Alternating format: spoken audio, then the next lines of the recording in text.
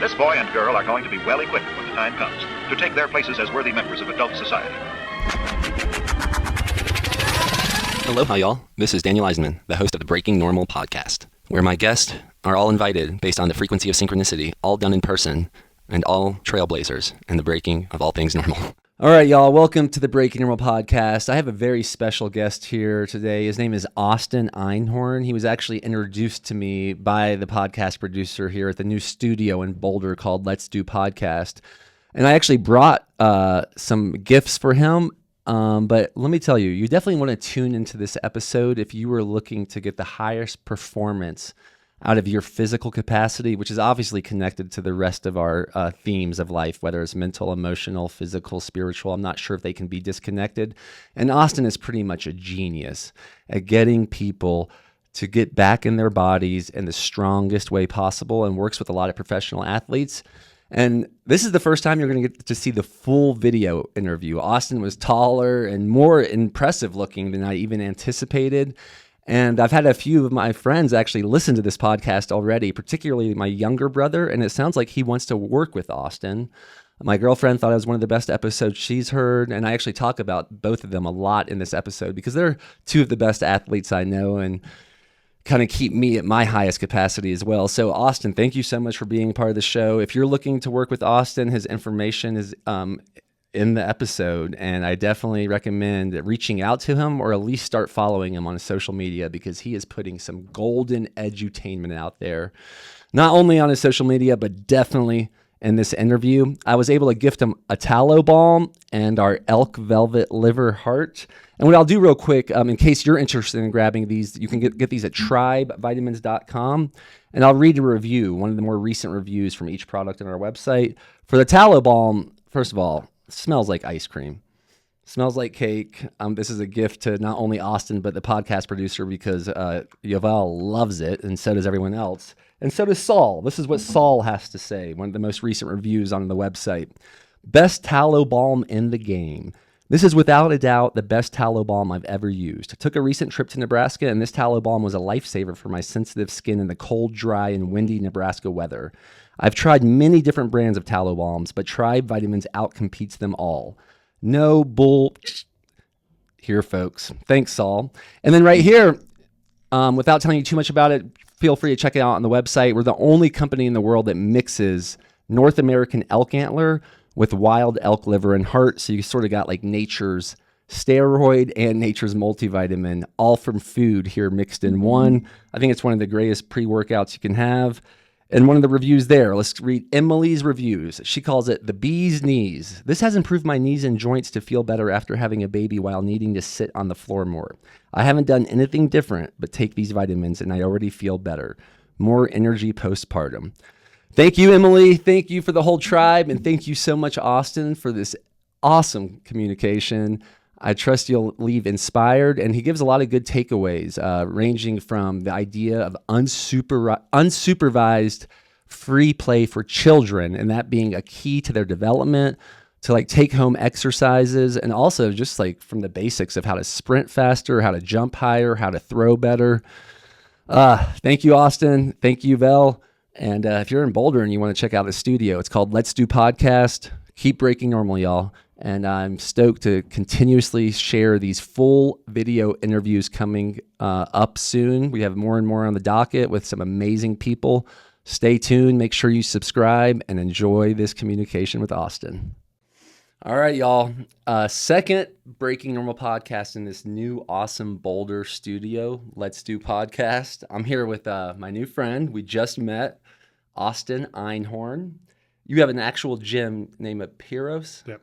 And then your coaching program is called the Evolved Coach. Yes. Okay, cool.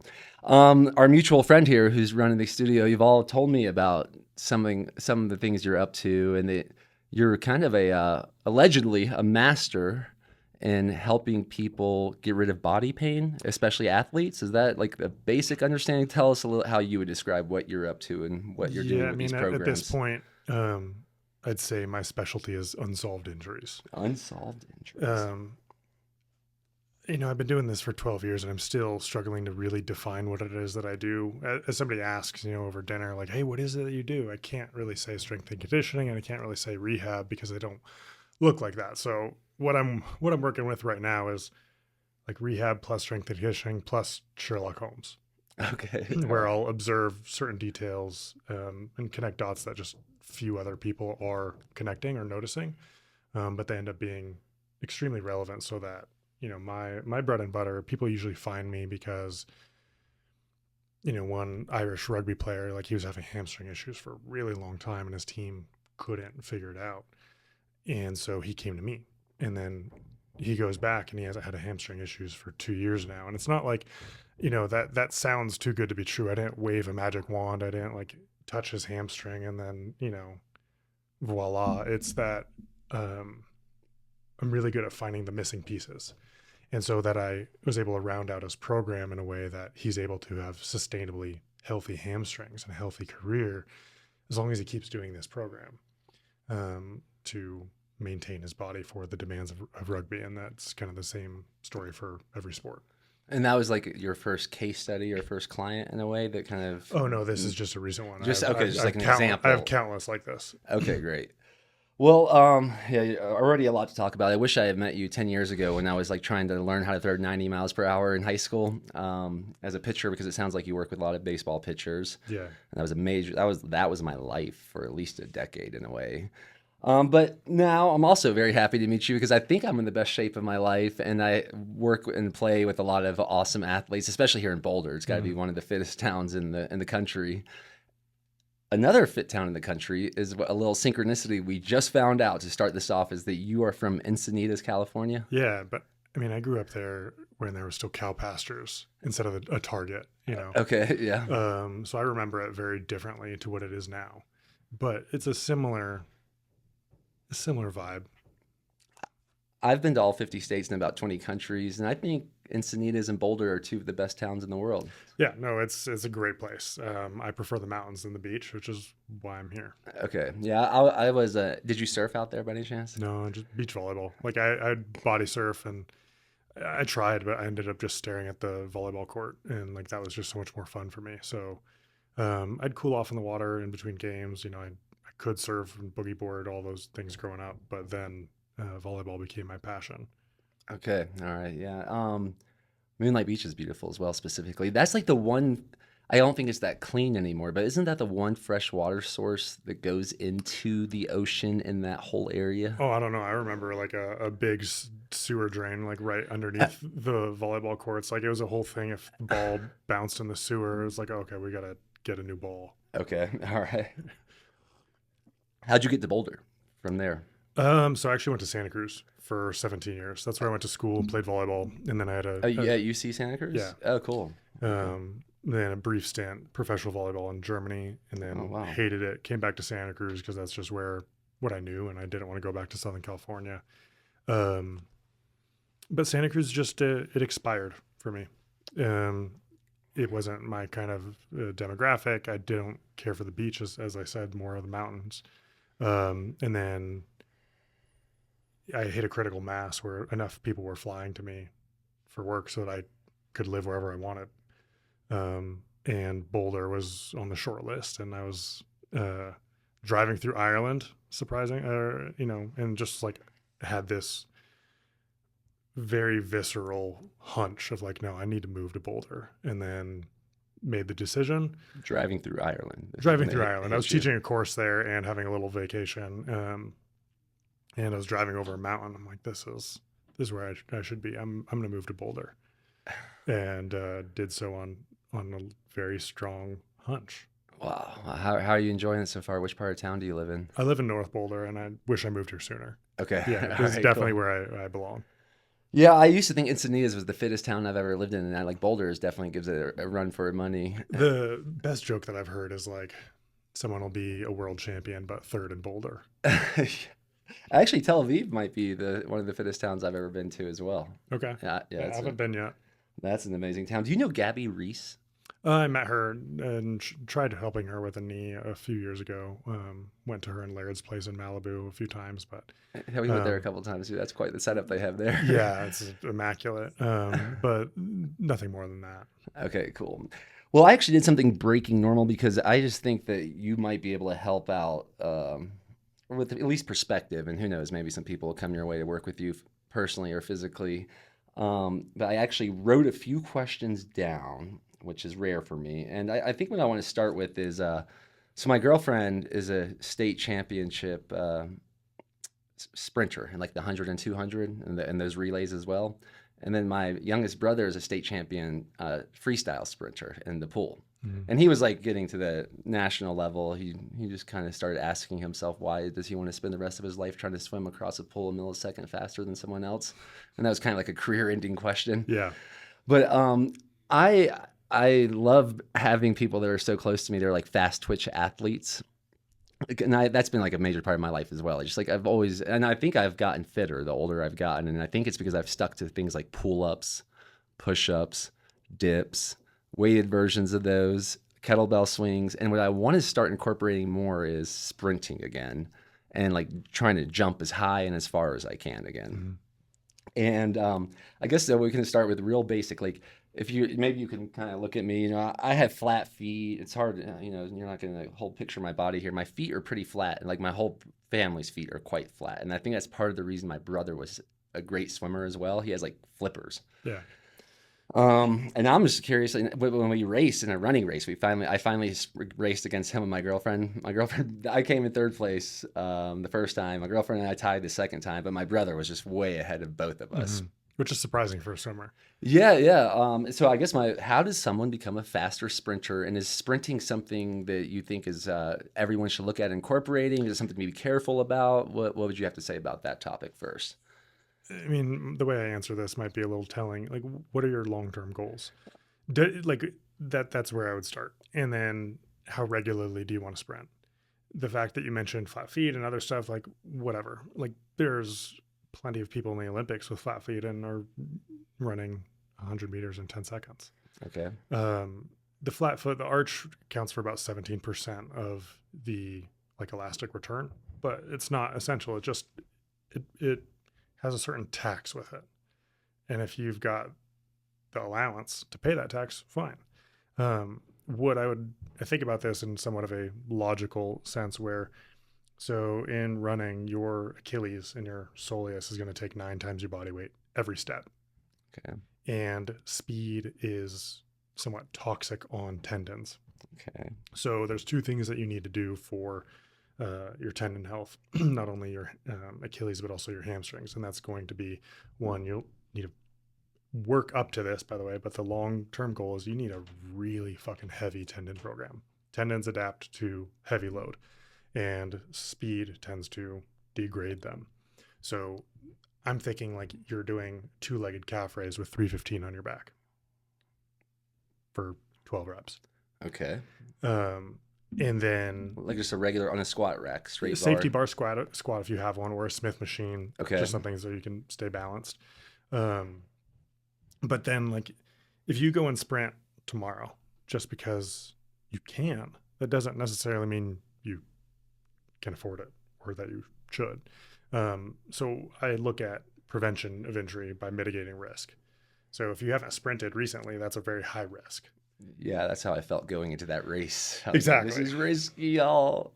And so like I would start at like be consistent at a 50% speed, 70% speed, wait a day, wait 2 days, see how that is. It's a lot easier to increase intensity rather than tear something, because that's that's a one-way door. Okay. I'd rather you be consistent over time and then have a gym program that supplements your sprinting. Sprinting is awesome, but it comes with a lot of risks. And so like, I would love for you and everybody else to be able to sprint. It was just that you would need a corresponding gym program to go with it, like at least once or twice a week that is targeted to keep you in one piece. All right, yeah, this is bringing up a lot. All right, so here's just another idea. When I used to go to my brother's swim meets, because you asked me my ultimate goal here. When I used to go to this high, and like when you're getting to the state championship or higher competitive level, the sprinters, like the 50-yard sprinters and the 100-yard sprinters, look sort of like Greek gods. And the endurance swimmers, some of them just look very average, and some of them were even like pudgier than like your average Joe. And I'm a huge, as our friend here knows, because he's probably seen me at the creek every sunny day ever. that I guess my long-term goals is that I love getting like the most bang for my buck when I'm wanting to exercise outside, shirtless ideally, or clothes, like barely having any clothes on, barefoot. So I'm getting grounded, I'm getting the sunshine, and I'm getting like a very effective, efficient workout, not only to make me feel the best that I can do consistently and persistently, but also gives me the best results aesthetically.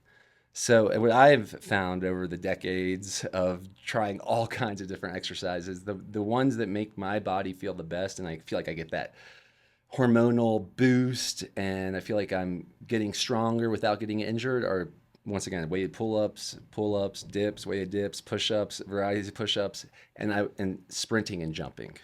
I feel like that, and my butt, like my butt's much. If I had to work on one part of my body aesthetically, I want to grow my butt. I mean, that's the butt is not my. No one's coming to me because they want a bigger butt. So like, I don't have any experience there. I could probably keep your hip in one piece and make it more powerful, but the size is never something that, like, none of my clients are getting paid for how big their butt is. So like, I would defer out to somebody or refer out to somebody else, or like, I don't know, bodybuilding for that. What I'll say about that is like my understanding is that my butt might be the biggest muscle or the biggest muscle in people's bodies, or one of the biggest ones. Yeah. I'm not sure if it is for me, but I'm like, I do think if I can add muscle to my biggest muscles, then my whole machine, my inner pharmacy, will be running more efficiently even when I'm sleeping. So it's not just for aesthetics, but I'm like, oh, I could add muscle mass to my butt. Yeah, where I can comment is depending on the quality of how you bend your hips. So when you do an RDL, for instance, or a deadlift, the quality of how your pelvis rotates over your femurs will dictate how that glute muscle lengthens. And if you're instead of substituting that motion somewhere else, like rounding your back instead of flexing at your hips, that's going to outsource the work from your glutes to your spine. And it's not that, like, rounding your back, I don't think that that's as dangerous as people think it is. It's just that your body, your brain is amazing at solving the problem of sprinting or deadlifting it by any means necessary. So if you don't have the mental model for a great hip hinge during an RDL, you'll find something else in your back or whatever to accomplish the task, which would be pick the bar up, put it down, pick it up, put it down. But the stress that you're wanting to put in your glutes would be outsourced elsewhere. So the movement quality would be paramount in that goal. Okay. All right. Does that make sense? Yeah, it does. I mean, it's definitely inspiring me to like want to go work out with you. I mean, because when I lived in Encinitas, my main activity then for fitness was surfing. Mm-hmm. And every once in a while did you ever go to the Fitness 101? It was like this gym that had ropes, and it was like near Fish 101. I think I left before that. Okay. Yeah. They had like ropes and pull-up bars. It was kind of like a CrossFit type of gym. So that was great to just get like some work in other than surfing. But there was a few times in which I'm just kind of putting two and two together here, when I would aim to work out my legs, like squats or deadlifts, I would all of a sudden 2 days later, the surf would be so good and I couldn't go surfing because my back was hurting so much. Yeah. And it seems like maybe that there's something I can do with the alignment of my hips and femur bones to maybe put more stress on my glutes than my back, or... Yes, but I wouldn't use the word alignment. And like, forgive me, I'm also a writer, so I'm going to be a little nitpicky here. It's not about alignment, and that word carries so much weight in my industry. It's just about, I would rather use the word something like coordination. Okay. How your brain knows to move your body. And it's going to repeat what's worked in the past. So if you've, done a deadlift countless times a certain way, your brain's like, oh, this is how we accomplish this task. Okay, cool. And some of the work is so nuanced that nobody's caught it. And so someone, more generic coach or practitioner would see you move the bar from A to B and be like, great job, you did it, good work. And then you're like, yeah, but my back hurts. Can I cuss, by the way? You could, yeah, you can do whatever you would like here. Yeah, I have the vernacular of a pirate. Yeah, all right, okay. And then that kind of brings me, my girlfriend has a lot of back problems, especially after sprinting. And that seems to be somewhat of a common thing, like back problems with sprinting. Hamstring problems are usually more, hamstring lower leg problems are usually more common with sprinters. Okay. But again, this is where I get nuanced. Like, it's not about necessarily sprinting, it's about how your girlfriend sprints. Okay. Or how she moves. Like, sprinting might not have anything to do with it. Women also have this social pressure for their midsection to look a certain way. And so more often than not, I have that conversation with women of like, you need to stop pulling your belly button to your spine. Like you mean in general or while running or? Well, this is a topic we can expand on. Like, in general, unless you're like, one athlete I worked with was also a model, and so she's like, yeah, but that doesn't look good in photos. I'm like, cool, turn it on and off like a light switch. But that's not how your spine is supported. Like, this idea that you need to brace your core as this conscious contraction during lifts or pulling your belly button to your spine, like, it's not effective. There's no research supporting it. In fact, there's research supporting the opposite, that people who consciously brace their core while they do stuff, they put out more ground reaction forces into the ground. So like, they land worse, they bend their legs worse when they consciously are trying to brace their core and like, joystick their own body as if they're this video game character where they need to like, I need to do this move, then that move, and I need to like stand up and squeeze my glutes and then brace my core, and then I need to pinch my shoulder blades together, and like, I got to do them all at the same time. And none of that's useful.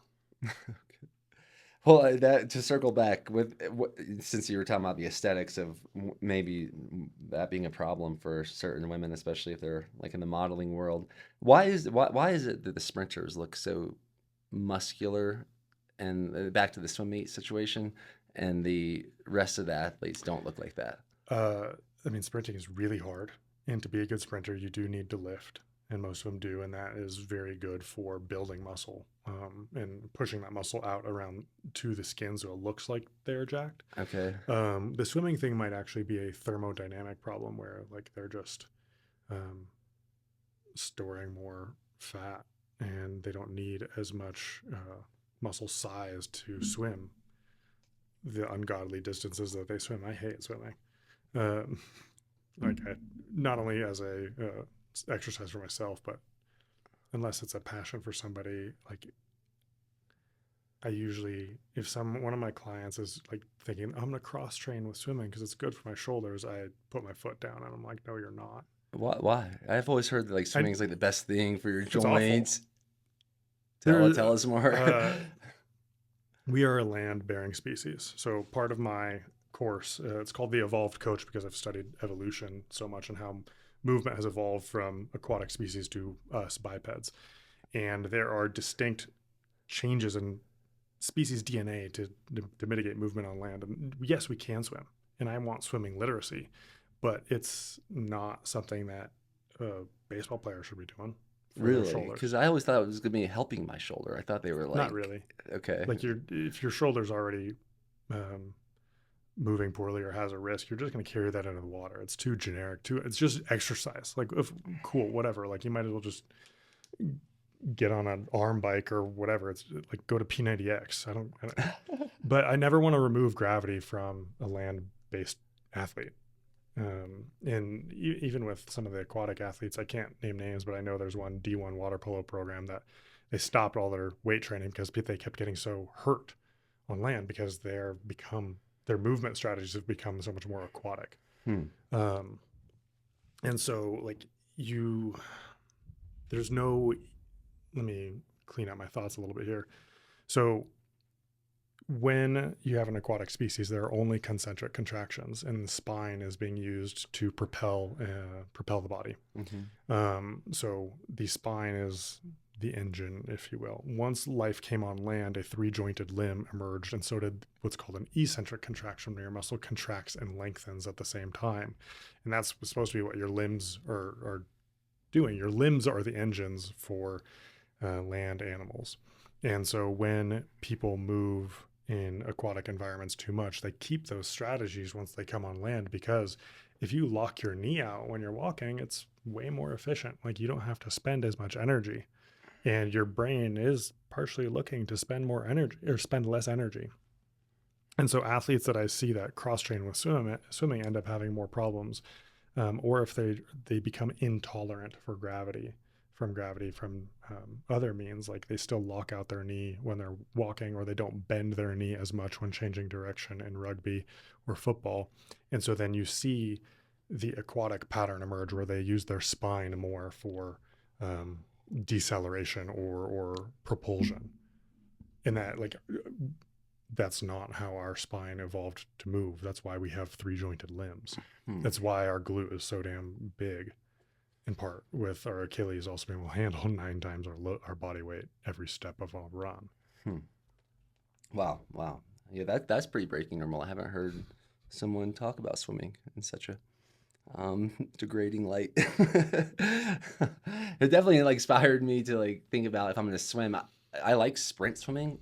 But yeah, I never felt that aligned with the distance swimming, and I wonder if that has anything to do with what you're alluding to.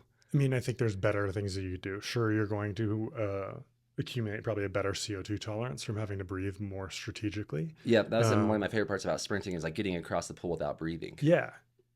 You can also just hold your breath. I do a lot of that as well. Above the water. I do that a lot too. That's where I would encourage. You're just not going to. Again, what's the goal that someone's trying to do with their career in athletics or fitness or whatever?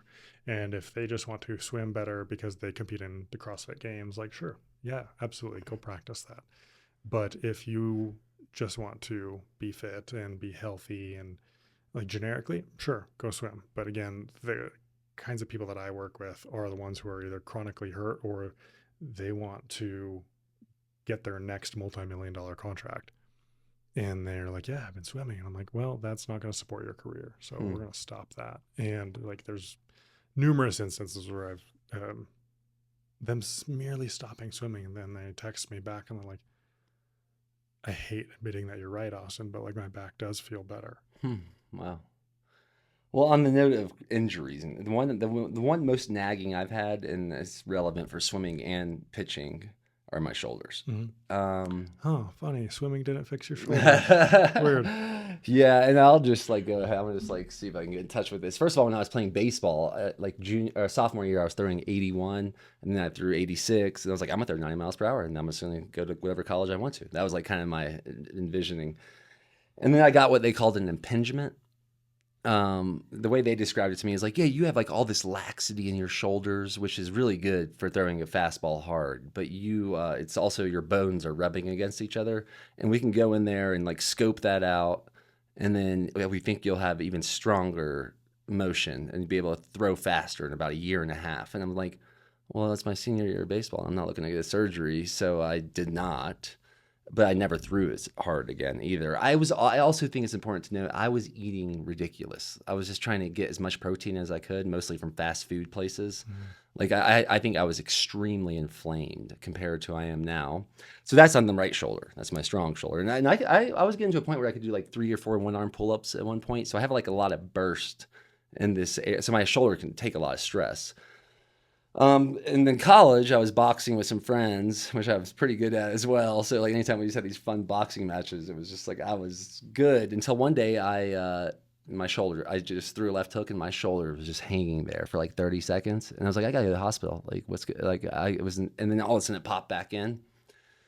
About once every 3 years from then, it's popped out. A couple times surfing and I hit the thing. And then one time in about 2.5 years ago, I started getting really into weighted pull-ups, and I decided that when I was fatigued, I was going to do wide grip weighted pull-ups, and that came out so hard that I'm pretty certain if I went to a doctor, they would have told me that we can tighten that up for you. I didn't. It just took about a month to feel back to normal. I don't know what you have to say about that. Is that a common theme with the athletes? Do you have any advice for me? I'm I mean, Shoulders. Wow. the common theme is that like people get hurt. Athletics and come with inherent risks, and I want to lower those risks. So let me maybe start from square one. We are one of 6 species that have a rotator cuff. The rotator cuff evolved to suspend from branches, to climb, swing, and hang. A bear can climb a tree, but it will never suspend from a branch. It will never hang with a straight elbow. And so that rotator cuff is all 4 rotator cuff muscles braiding into a common tendon. And its job is to, grab onto the end of the ball in the socket and keep it in the socket. The challenge is common rotator cuff exercises look like what you can imagine. I can just say a rotator cuff exercise, and I guarantee everybody here listening is going to think of like a light stretchy band Like going in like and out this. because your rotator cuff rotates your shoulder. I almost never give those. And the main thing that I do is I give the rotator cuff what it evolved for, which is hanging, climbing, swinging, in a lot of pull-ups. I think a lot, or overhead pulling of various sorts. And then I'll add specificity to how they pull. So there is some nuanced details about how that shoulder blade moves in conjunction with your arm that plays a critical role in the capacity of your rotator cuff. So you going wide grip is going to put a lot more challenge on your rotator cuff. I don't know why wide grip pull-ups seem to be the standard, but most of mine people start narrow, as that's a more affordable position. I have a lot more strength. Like if I'm gonna try to pull up as much as I can, my grip will be like this. Yeah, because your brachioradialis is going to help, and it's just a much more powerful position. So I'm not surprised, but that just tells me like it's not that wide grip pull-ups are bad. Again, they just come with a tax, and we found out that your left shoulder can't pay that tax, Especially with like 90 pounds attached to me. Yeah. And then again, we can have that same conversation with what we do with sprinting. It's like, well, how novel of a stimulus was that for you? Had you been doing weighted pull-ups wide for a long time? Or No. was this like, I know what I'm going to do. I'm going to throw 90 pounds on me. I'm going to try a wide grip pull-up. And like, good on you for getting after it. It's just, you couldn't afford that at the time. And as for your right shoulder, that sounds like the generic speech every surgeon gives a baseball player, and a surgeon is going to want to do surgery. They don't understand movement. That's not in their curricula. And so they see it as a equipment malfunction. So like, okay, we're going to shave out that bone because that's getting in the way. Where I'm thinking of it as more of a brain problem. Your brain doesn't know how to coordinate the ball in the socket well. And so while I can't give you a specific answer of what you would need for your right shoulder, there is a solution where you could go back to throwing probably just fine. All right, since you work with pitchers, and if that was me, we're back to junior year of high school. I'm like, I'm gonna throw 90 miles per hour. Yeah. How does someone throw a baseball faster? And is that a good thing for a general person to do? Or because I heard that like, oh well, pitching is such an unnatural motion to begin with. So is that a skill that most people should look to acquire? And then for the niche like pitchers out there, like I want to throw 100. What are some of the ways? We can't have that natural conversation. Like we're not. Like we have giant lights blasting on our faces in a room with 90-degree corners everywhere. Like none of this is natural. It's about like sports aren't natural. You might be surprised to hear that like the average hunter gatherer like might move about 5 miles in a day, and they like rarely sprint. The modern athlete has asked more of the human body than like ever before. So it's about what is the goal and can you afford that and how do we get there? I think everybody should be able to throw.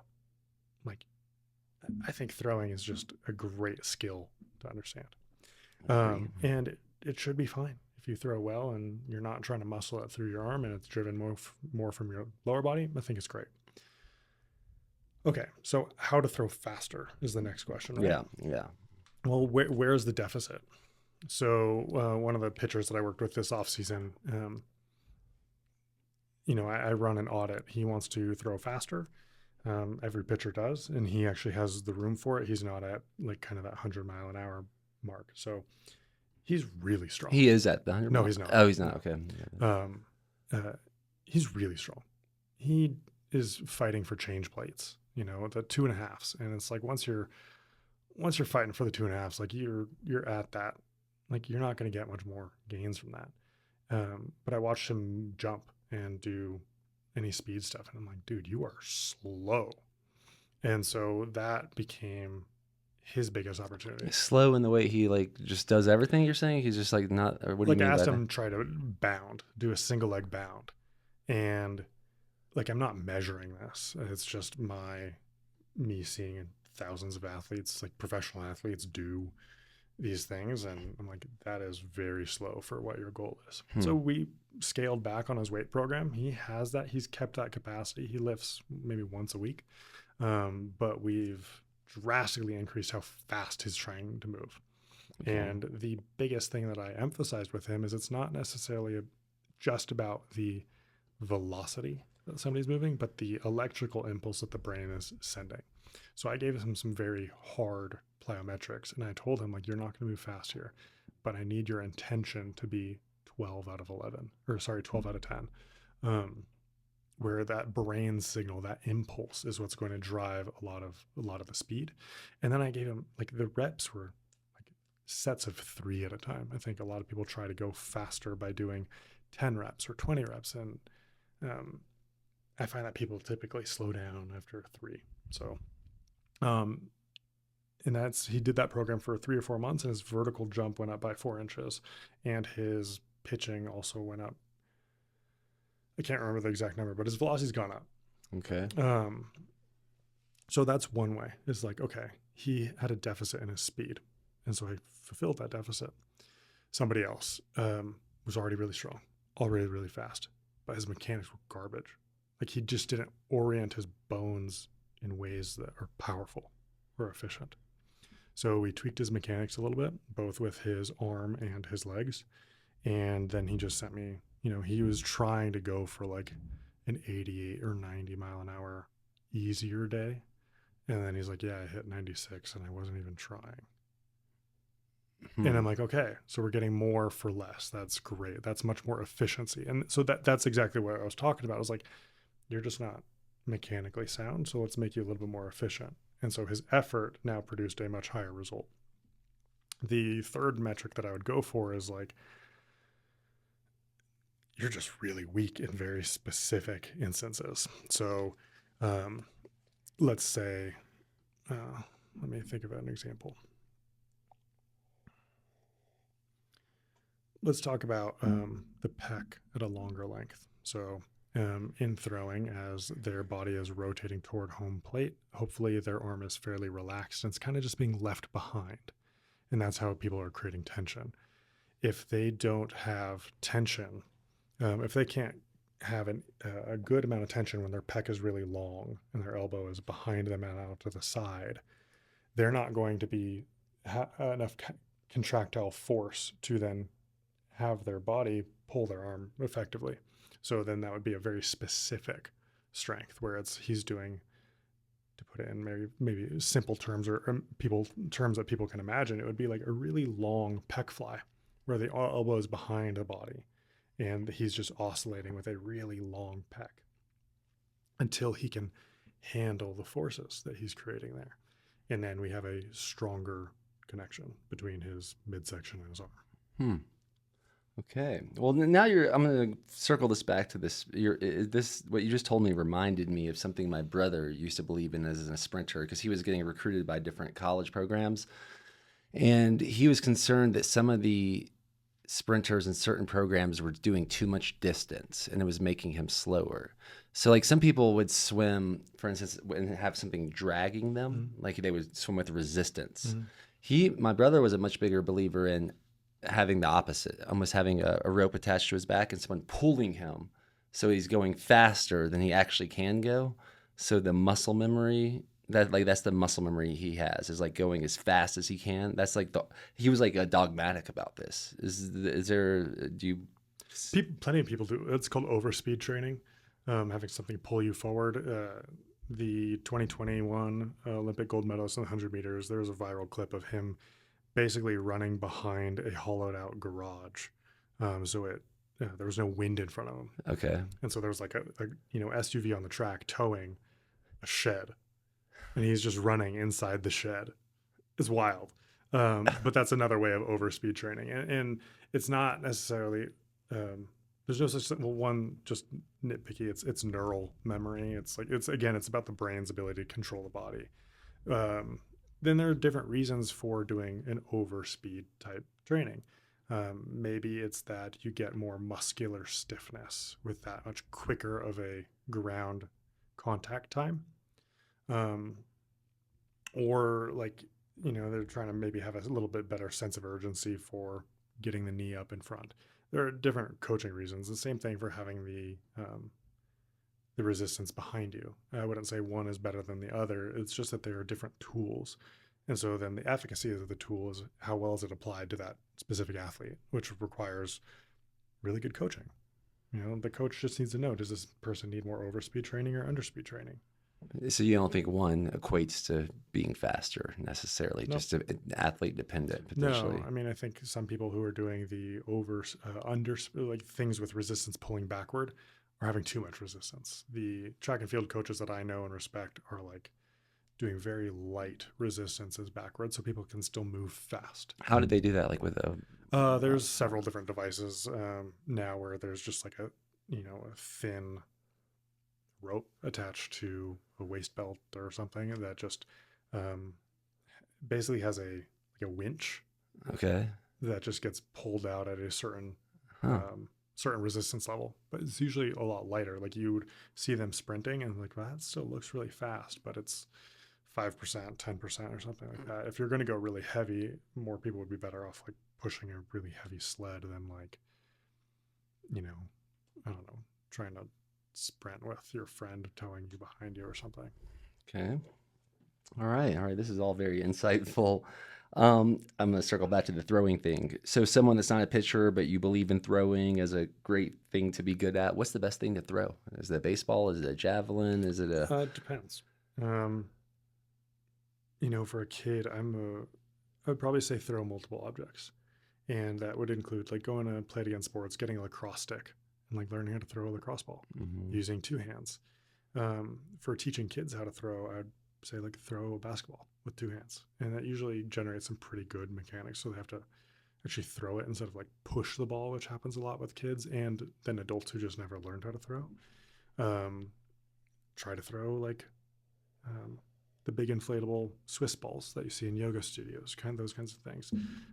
Throw a football, try to get a spiral. I'd be much more with general population and even some athletes, like I'm much more about variability and be able to master throwing under multiple conditions rather than just get really, really good at one ball.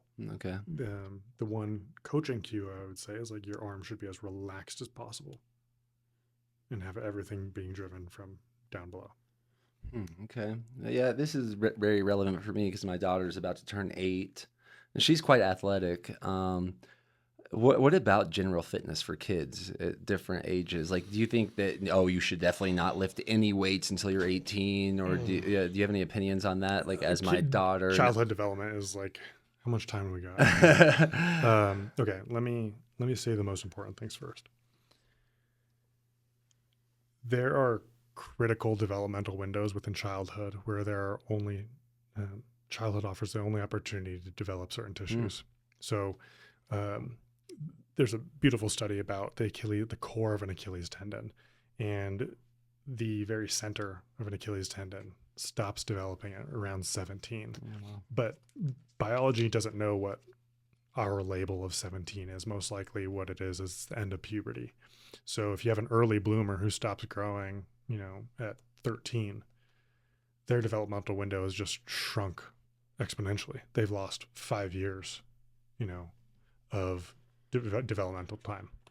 So when I see an athlete who maybe has a lot of tendon problems or has torn their tendons in conditions that they shouldn't have, I always ask about their childhood. Like, hey, were you the kid that was outside, like you're playing until the dinner bell rings kind of thing? Or were you being driven to practice and like only organized sports?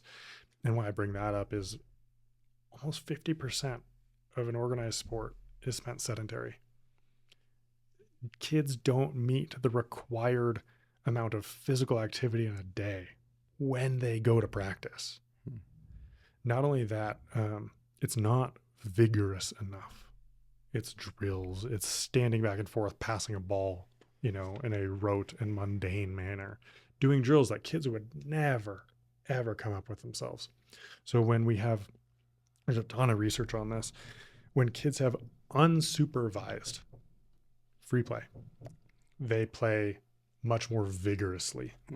And that vigor develops better connective tissue. Not only that, unsupervised free play develops better social skills. Kids have twice as many friends. They develop a better motor skills. So they develop better skills that would make them a better athlete than if they went to practice. And it's not that practice, I'm not against youth sports, but they take a back seat to free play. And it has to be ideally unsupervised. And this doesn't mean go drop your kids off in an intersection and be like, play dodgeball, like common sense, people. But the research shows that like even toddlers as young as 3 and 4 don't define play as play if an adult is present. Not only that, adults don't know what play is for kids. And that's not just my opinion. This is something that's been proven in plenty of research articles. So your 8-year-old daughter, she's halfway through. And that's just a one connective tissue window. There are others. By the time she's 20, she's not going to develop any more bone density. So osteoporosis is actually a childhood problem.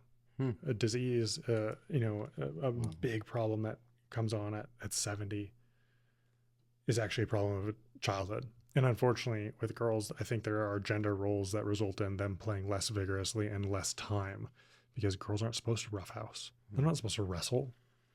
They don't throw balls, and I think as progressive as, 2025 is, I still think these gender roles play a role and they hurt young girls' development.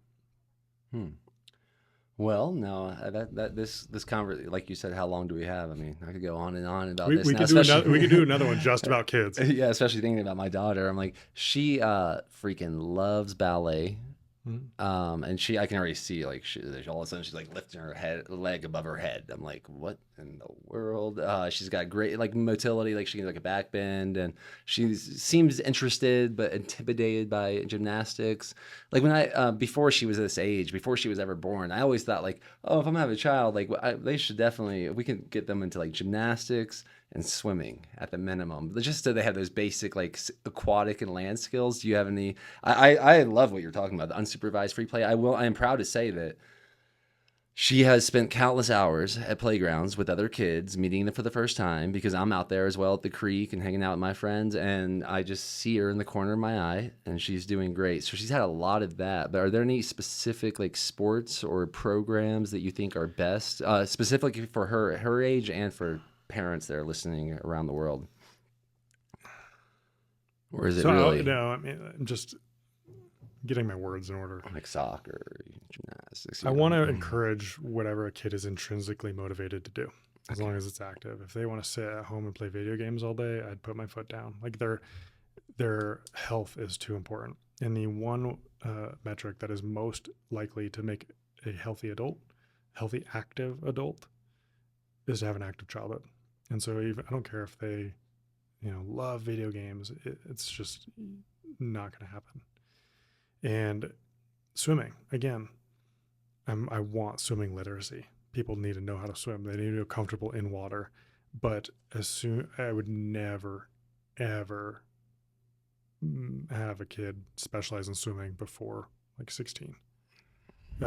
You lose too many movement skills. You do not get the physical stress to develop tendons that are going, or bone density to last for a lifetime. Like the metaphor that I use is movement banking. You have critical investment windows. All of them end around 20.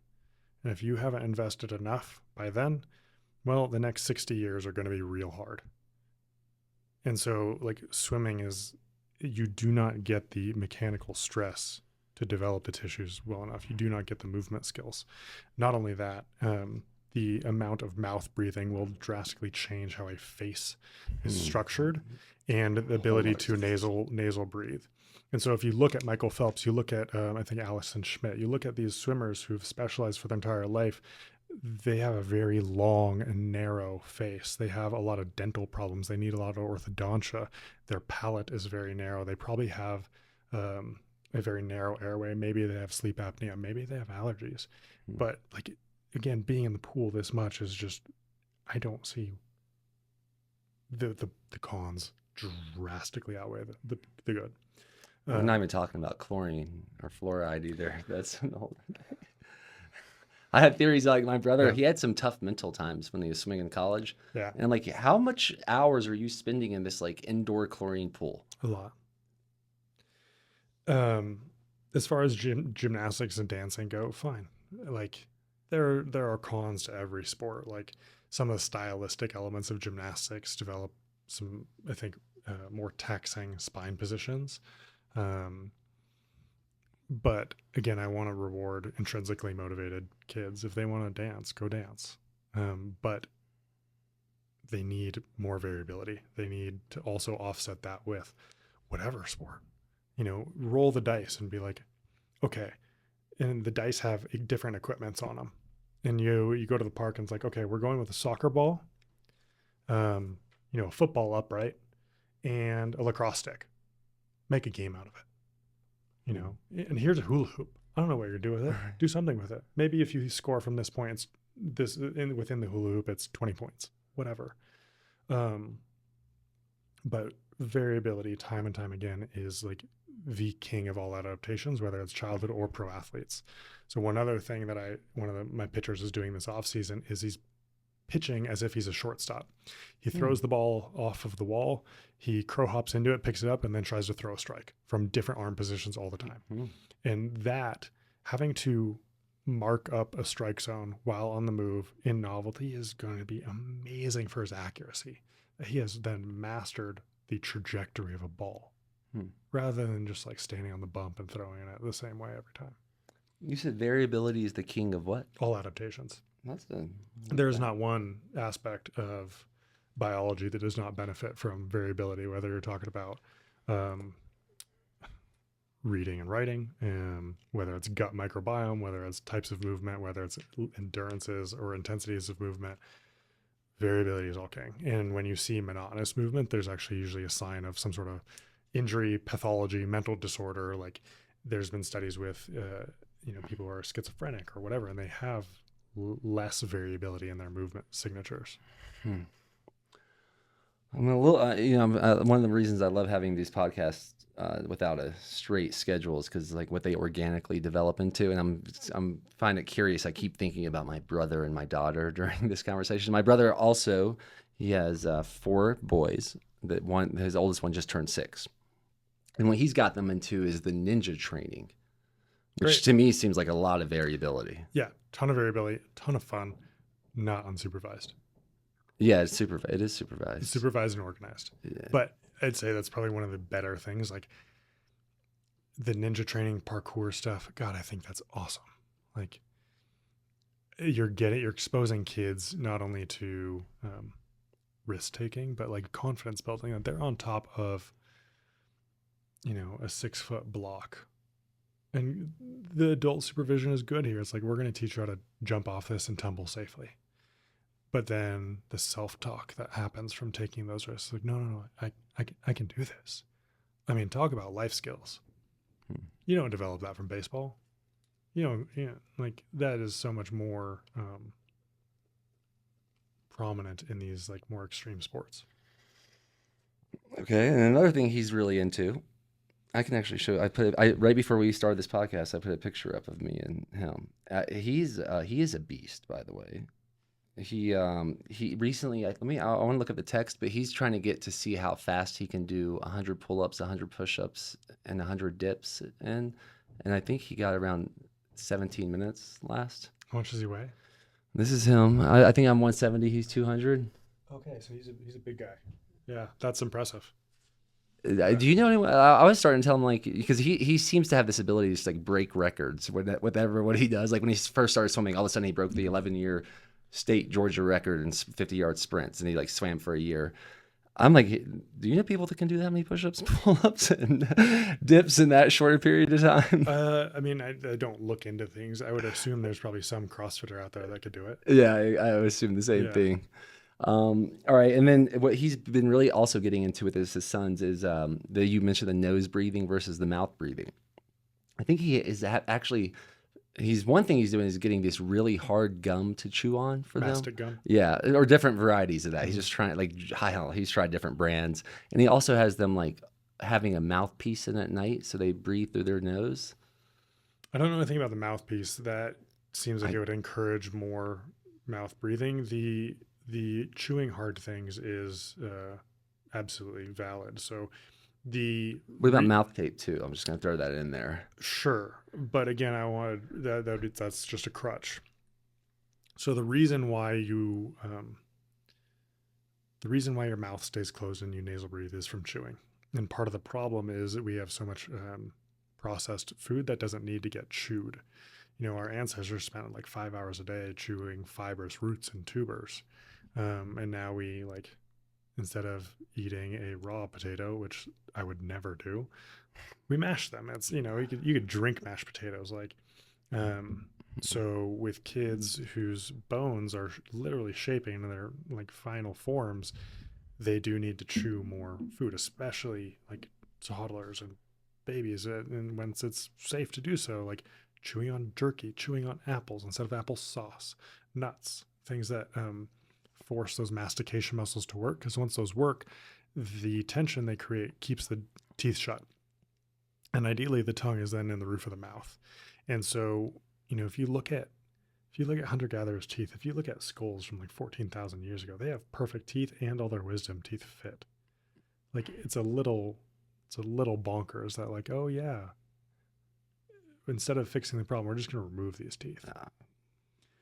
Yeah, I mean, I wish my mom made different decisions when I was a kid, but so the chewing on tough stuff, absolutely great. I mean, I can't imagine kids want to chew that type of gum, but whatever, if they're doing it, cool.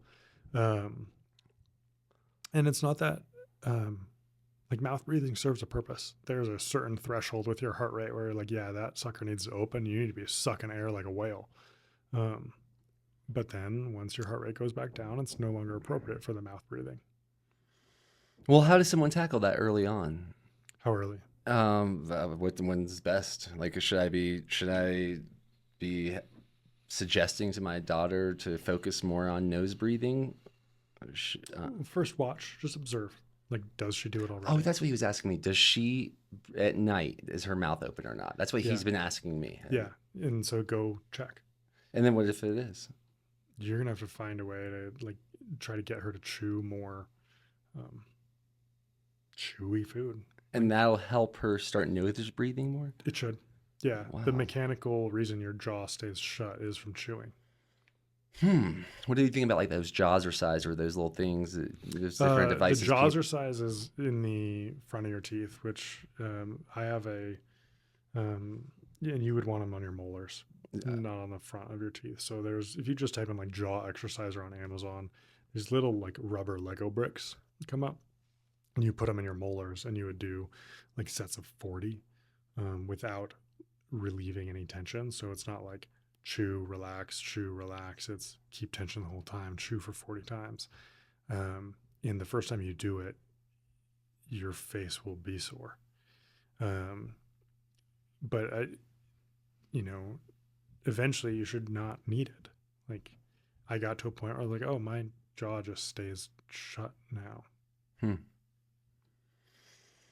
Okay. With kids, it's you gotta get creative. But ultimately food is the thing. Less smoothies, less drinkable food, less soft foods. Well, this is becoming more and more relevant. Another guy that popped up to mind. Do you know a guy named Rafe Kelly? Have you heard of Rafe? Yeah, I know. Have you met him? I've not met him, but I know he's a friend of mine. I think y'all would be a good connection. Love what he does. He's great. I'd love to help him with his right ankle that he keeps spraining. Oh well, he's dangerous. We've done multiple retreats together. He does extremely dangerous things. I know, but his left ankle from my this is me just watching from Instagram. Like his left ankle doesn't seem to ever get sprained. The way he lands with his left legs versus his right leg is drastically different. And again, this is me just watching from Instagram and coming to conclusions. I think it's a very preventable problem if he changes how his leg bends. Cool. Well, that's I trust I can catalyze y'all connecting. Cool. And then what about this? What about flexibility? Like, once again, if my main goal is to run 100 as fast as I can, is it possible by focusing too much on flexibility that could decrease my ability to be faster? 100%. I don't stretch any of my athletes. You don't stretch. I don't ask. I actually tell them to stop stretching. There's just no evidence for it. Like, why waste the time? They're already, counting the minutes in their days. But here, you brought up running. And I mentioned your Achilles and your soleus takes 9 times your body weight every stride. So you want to, quote unquote, open up your ankle. That's where I was sore. By the way, after that sprint, I was sore in this part of my foot for like 10 days. Okay. Yeah, so you couldn't afford that. So let's just say you want to open up your ankle. So you do some ankle stretches. You lean into a wall, you get a really big calf stretch, and you do it for long enough where you actually do increase your range of motion. So now you have new motion and your tissues are getting longer, which is more expensive, and they're in a position they have never earned. And you're taking 9 times your body weight at a length that they have never earned. And they have no contractile ability there. They have no strength. They have no elasticity. They have no stiffness. Stiffness is good. Stiffness is really good. It just needs to be in the right time, in the right locations, and for the right goal. Like, again, it comes back to what's the purpose? What's the tool for? You want more range of motion? Okay. Do you actually need it? I can't tell you the number of people who've come into my gym, the number of these athletes like, oh, my hamstrings are tight. And I'm like, okay, prove it. And they bend over and their hands are flat on their floor and their head is between their knees. And they're like, see, my hamstrings are tight. And I'm like, dude, it's because you're at your end range. Like, you want a bungee string to get tight if you're jumping off a bridge. Like, we manufacture this sense of tightness because it's been villainized.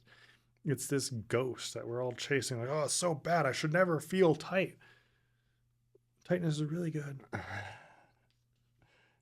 So is yoga, what do you think about yoga? If you like yoga and that's where, you get your flow on, cool. Absolutely. Go for yoga. There was one athlete, I was like, I don't really think yoga is great for you. She's like, yeah, but I have friends there and I just really like it. I'm like, okay, cool. Fine. Go do yoga, whatever. Is hot yoga potentially more like dangerous in your mind because the heat is getting you more flexible? No. I mean, no. No, okay. I'd rather you go in a sauna, or rather be hotter. But fine. Again, like, she was a volleyball player, and I just made sure that her training didn't get worse. As long as she kept going to yoga and she still had stiffness in the right areas, and she could still afford to jump 300 times a game, cool, keep going. If things start deteriorating, might put a halt on yoga. Like, there's one guy, he loved surfing, but it was really messing up his back, just like sitting on the board and just being extended all the time. Seemed kind of common amongst surfers, back issues. And his back pain got better. So he started surfing again. His back pain got worse. And I'm like, dude. And he's a first-round draft pick. I'm like, you have way too much to lose to go surfing. Like, I know you like it. But I'm just telling you, I think it's a risk, and it's making your back specifically worse. Maybe somebody else could go do it. Fine. I have plenty of Australian athletes who love surfing it, and I sign off on that. Cool, go surf. This one guy he couldn't afford to paddle really. Wow. Okay, all right. I had the question I wanted to make sure to ask you, and I'm not sure if I'm finding it. By the way, if someone's looking to connect with you, what's the best way to do that? You can reach me through website, DM me on Instagram. Is the website The Evolved Coach? TheEvolvedCoach.com or apiros.team. Okay. Either one. They all And go where's with the it. gym at? Apiros. There's What one in does that mean? There's one in Santa Cruz and there's one here. What does Apiros mean? It's the ancient Greek word for without boundaries or untouchable. And then what catalyzed all your interest in this? Like, how did you get so passionate about this? What's funny is I don't actually give a shit about sports. I don't watch sports. I just like solving puzzles, and the body is a great puzzle. It is. Like I only watch sports if an athlete is participating. Like I watched the Olympics because I had a few Olympians there, and that like, oh man, that's when I get fired up about it. And I had a few athletes medal, and but like I watched the Super Bowl, and I'm like, this is a big snooze fest. Not only was it kind of a boring game, I'm just like, I have no personal investment. So how I got into it is athletes were coming to me with problems that they couldn't solve, and the general strength and conditioning, the rehab that they were doing wasn't solving them. And I thought that sounded fun. So I'm going to solve it. I like it. I like it. Well, you are obviously very well versed in all of this, and Thanks. it's an honor to meet you. And I'm looking to get to know you more. Oh yeah, we got to hang out. I have some popcorn questions. I haven't gotten to, but I imagine we're getting pretty close to the hour mark. We can keep going. So whatever you want. So maybe we'll these questions. If you want to learn more about the fuller answers, you can reach out to Austin. And you might not know anything about this. My dad has terrible bunions. Mm-hmm. Is there anything to do? And you want these like rapid fire or what? Yeah. However, if I have probably about 5 questions, and we probably have about Sure. 15 minutes or less. Yeah. I mean, does he have pain? Yeah, Are they a problem? Oh God, they look so bad. Are they a problem for him? Are they impeding? Is there It doesn't seem like he can walk barefoot properly. He needs like these big ass shoes. Fine. Can he do all the activities he wants to do? I think so. Last time he was playing pickleball with my brother, he tripped and everyone got like real scared. Like, what are you doing? You but the goofball?" tripping isn't happening from. But his bunions. shoes are so big. So what? So what? Like these are things people get caught up on. Like how old is he? Let's see. He's born in 54. So is he 71? Is that right? Great. And he has really bad bunions, and he's still playing pickleball and getting after it. Oh, Sweet. Don't do anything. Let him wear whatever shoes he wants. And how is like my youngest brother? Once again, he's concerned he's going to end up with those bunions because his feet kind of look similar. Well, then we might want to talk. But are they limiting him? I don't think that. No, it doesn't seem like anything's limiting him. Are they getting worse? He wears toe spreaders. Great. What kind of shoes is he active in? Is he in like a very narrow shoe, a Vivo barefoot? That's a good question. I think he tries like when he's doing sprints lately, he's trying to do them barefoot. Okay. Again, that's going to be really costly. It's going to be really expensive on his lower leg. His calves, his Achilles, that's going to be really expensive to do it barefoot rather than in a cushioned shoe. It's more expensive. So again, can he afford that? Like I run. I don't run in Vivo barefoots. I don't run barefoot. I run in a, you'd probably be surprised. It has a 9mm drop, big ass cushion. Oh, it's so comfortable though. Yeah, it's funny you're saying that. I haven't run much, but I walk a lot lately. Mm-hmm. I've been probably 5 miles a day is probably close to what I've been doing. So maybe I'm like your average nomadic ancestor. But I think when I walk with thicker shoes, these are kind of pushing it for me because it's so snowy out. If I walk with thicker shoes, I think I notice my left knee. So the type of ground that you're on changes how your legs bend. So a barefoot shoe, when you land on a stiffer ground, like barefoot, your legs are more compliant. So your knee will bend. When you're on a softer shoe, the knee actually bends less. And so what we're seeing is like when you have a bigger cushion, for some reason that stiffness is pissing off your knee. That's the hypothesis that we would make. And then we would go investigate that. Like, well, why? That's strange. Like, what's going on there? You should be able to transition between shoes without problems. Like I walk in a Vivo barefoot, but I work out in, a Metcon type shoe or a Ultra. I run in various shoes with heel drops. Like if you have an Achilles problem, then I'm definitely going to give you a shoe with a heel drop. Shoes are just tools. But we've evangelized barefoot shoes or super shoes. And it's like, again, I want to find the right tool for the job. That's what makes this fun for me. That's the puzzle. Okay. I like it. What about someone that wants their six pack to show? And then why do some people have six packs and some people have like eight packs? They're like, you see like that straight six pack, and then you see like someone with like jagged eight packs. Like, do you have We're any? getting on the edges of my expertise here. I Okay. don't like, this is not what I do. The little that I do know, it's like, well, what are you doing in the kitchen? How are you eating? Are you doing things to get those muscles bigger so that they push up against the skin? What's the best way to do that? Which ab do you Uh, want to work? just The lower ones, lower. the Let's upper say ones? low. You Let's say. probably need to move your pelvis. So like a reverse crunch or like a dragon flag might work. Oh, you mean like a dragon, or you hold a bar and you lower your Yeah, legs? like the Bruce Lee Yeah, made famous. yeah, that thing is pretty fun to do. I haven't done those in a while. But What do you think it's about ab rollers as like an exercise? for the right person, it's great. Again, it's just exercise. So like, um, are you allowing your back to extend and what people would call sag, which is not bad. It's just a lengthening of your abs, and maybe that's great for you. I've prescribed plenty of ab rollouts. Sometimes I do it an odd one for pitchers where their knee is, instead of them being on their kneecaps, you guys can imagine they bring their left knee up and out to the side, so they're on their inside of their knee. They roll out with two, and then they let go of their left arm. So it's a one arm ab rollout, Oh but they have to wow. find that connection between their lead foot where they're landing and their throwing arm. I think we've done similar things like that, like with more of like a sliding thing on a slick Yeah, floor. yeah, that's also common. Also, that was some pretty high demanding moves, like Mhm. in all the joints and such. Um, what about, you know, a lot of podcasts I listen to are like promoting things like Blue Chew and like male performance in the bedroom type of supplements or drugs.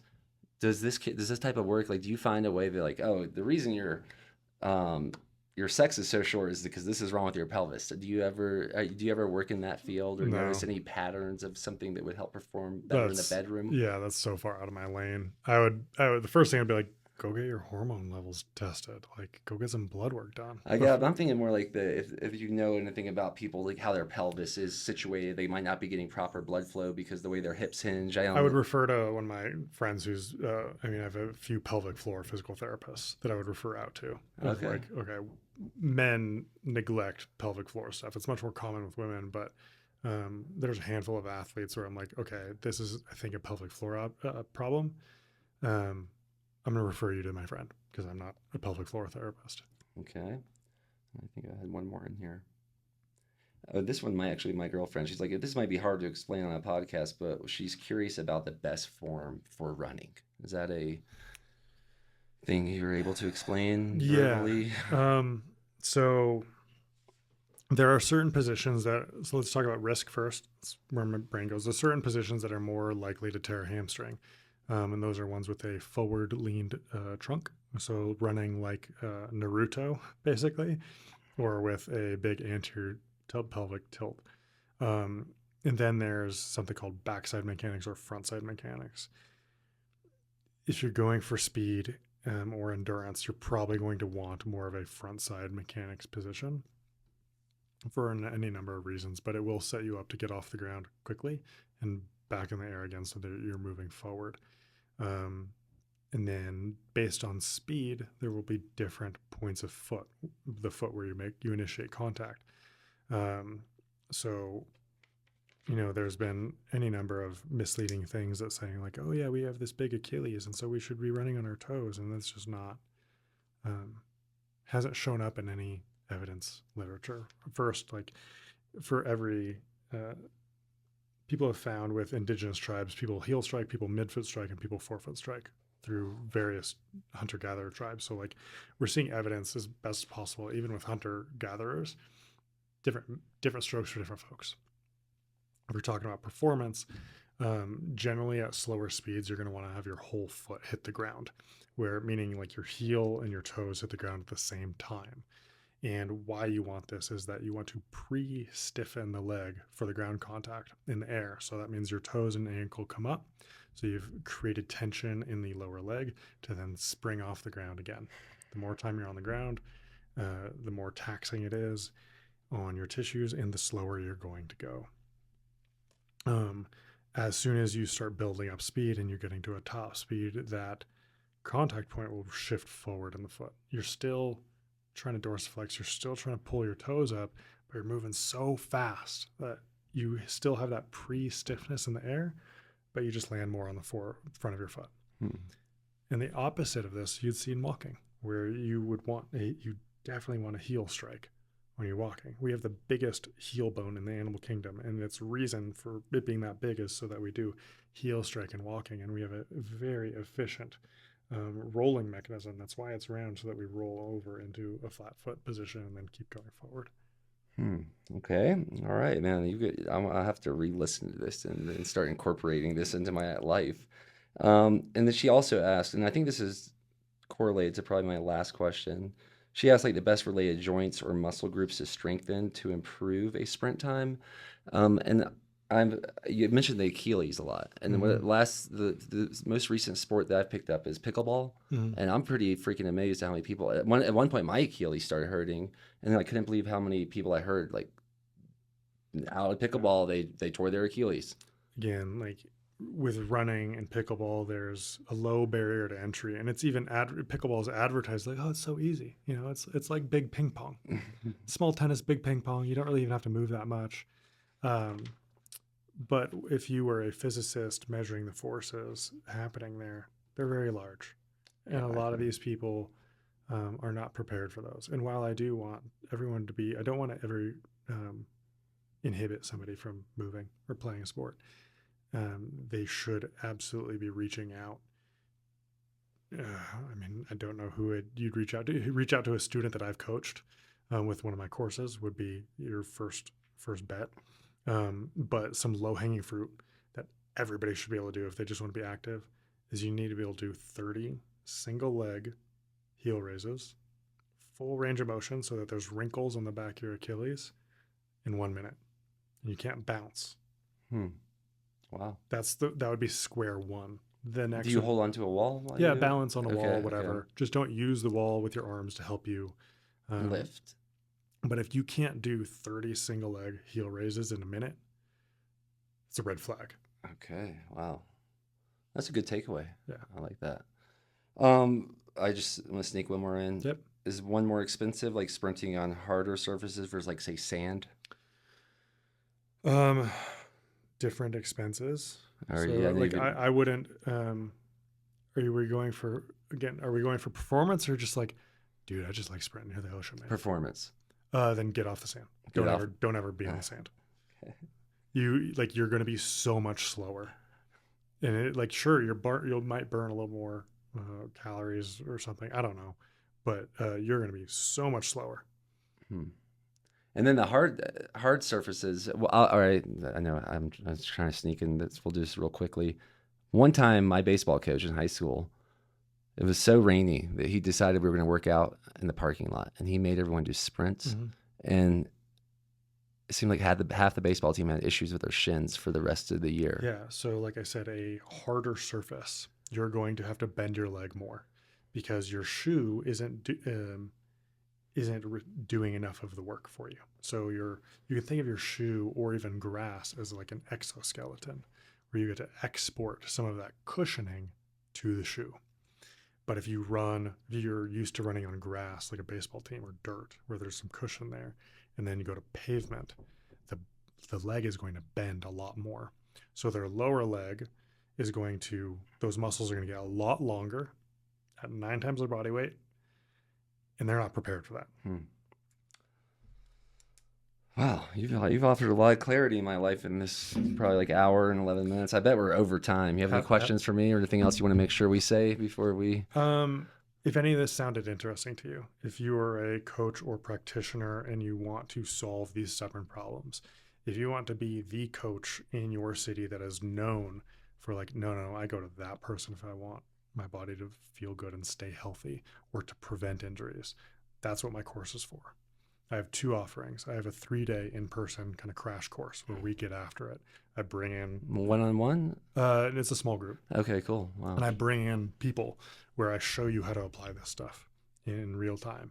And you'll see people come in with a problem. And sometimes if it's good enough, or if it's the right situation, they leave without the problem. Hmm.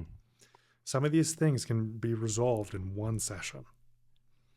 And then if you want to overhaul your career, I do an 8-week online course where we meet almost every day. And so Monday and Friday is 90 minutes, Tuesday, Wednesday, Thursday, 30-minute case studies, where you would bring in on video one of your cases, one of your clients. And this can be for general population too, not just athletes. This stuff is jet fuel for Gen Pop. And I teach you how to do this stuff with your clients. And then because we have 6 weeks together, like you go do it, you come back with more video, and we accelerate that process. So by the end, like you should have a drastically different skill set.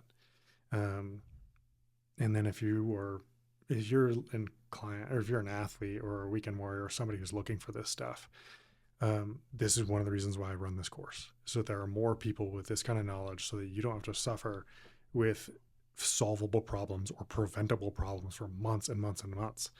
Like part of my motivation for this is like, I'd have athletes with knee pain, like volleyball players for knee pain that had them for years. Like when I was in college playing volleyball, I thought I'd be in a wheelchair by the time I was this old, because my knees hurt so bad, so chronically, that I had to wake up in the middle of the night to ice my knees. Wow. And like, God, I wish I knew what I know now, or that somebody around me knew this stuff, because I didn't need to suffer through that. And the physical therapist that I went to, like, he drastically underloaded me, and like it was just a complete waste of 2 months. If he knew what tendons love and what knee tendons need, that could have been 2 sessions. And I wouldn't have needed to spend thousands of dollars and so much of my time. Well, that explains a little bit of the passion there. Yeah. Yeah. Appreciate you sharing that. That sounds like a great opportunity. When's the next in-person group? March 7th here in Boulder. Oh, nice. Yeah. That's if right you want around to be the a corner. guinea pig, come by. Okay. Work on your body. All right. It's amazing how many people that are so passionate about physical performance in this town. I just thought of a guy named Mike Fitch, the guy that does Animal Flow. Did you ever meet him? He lives here in town, or Dude, he used to? I live under a rock. Okay, all right. Yeah, I don't know many people. There's a lot of people here in Boulder. Yeah. It's like a little more spread out than Encinitas. Yeah. All right. Do you ever use elk antler? I brought that for you as a gift. No, I saw it. You can take that one. That's a full new bottle there for you. This one? Yep. Tell me about it. So that is elk velvet. So it's like the fastest growing organic material on an animal in the world. Okay. And it's not from like New Zealand or China. This is from like an award-winning single herd in Wisconsin, from an ally. And then we get wild elk liver and heart from Texas, from these private ranches. We freeze dry them, mill them together, and then, in my opinion, that's sort of like nature's. People call antler like nature's steroid. For me, what it feels like, it lubricates my joints. Okay. I feel like it's a joint lubricant. And what's the liver and the heart would be like more like a multivitamin. You get all of the so I have organ micronutrients. meat blended into my ground meat. Okay, so you already know a little bit about that. But I don't know about the antler. Yeah, I was wondering if you did. It's been like a controversial supplement for many professional athletes because it has growth factor in it. It has IGF-1 in it. Right. And then, it's like kind of a gray zone. We have some UFC fighters that use some of our liver and heart stuff, but they won't use that because it's a little controversial. Well, no one's testing me. So. Yeah. And then other scientists would say that it doesn't get through your stomach barrier, but it has been a Chinese medicine for like thousands of years. And a lot of people that use it love it. So There's a gift. And I'd love to do some guinea pigging with you here in Boulder. Cool. Great to meet you, man. So, and on Instagram, Austin Einhorn, is that? Yeah, just Austin Einhorn. All right. Well, keep breaking normal, y'all. Thank you, Austin. Thank you. All right, y'all. I trust you loved that as much as I did. And in reality, I think the best way to grow and glow with the flow of life is to continuously break normal. Everything's changing all the time, so let's keep making it for the better. And if you enjoyed this, please subscribe to wherever you're listening to this, whether it's on Spotify, iTunes, YouTube, wherever, and share this with a friend that you think could benefit for bringing more breaking normal ideas into their life. And if you do leave a review on the podcast, simply send me a screenshot of that on Instagram or my email at daniel@breakingnormal.com, and I will hook you up with an amazing discount code for the amazing Tribe Vitamins. Check them out at tribevitamins.com. Thank you, Austin. Keep breaking normal, y'all.